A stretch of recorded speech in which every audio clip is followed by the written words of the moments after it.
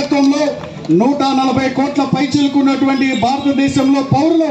ధైర్యంగా ఉండగలిగారు, కరోనా మహమ్మారిని ఎదుర్కోగలిగారంటే అది దేశాన్ని పరిపాలించేటువంటి నాయకత్వం ఇచ్చినటువంటి స్ఫూర్తి,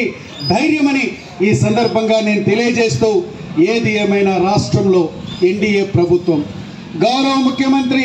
నారా చంద్రబాబు నాయుడు గారి నేతృత్వంలో భారతీయ జనతా పార్టీ, జనసేన పార్టీకి సంబంధించి పవన్ కళ్యాణ్ గారు ఈ 3 పార్టీల కలయిక ద్వారా దుష్ట పరిపాలన అంతమందించి ఈరోజు మనకి సుపరిపాలనని తీసుకొని పోవడం జరుగుతుంది. గత 4 నెలల నుంచి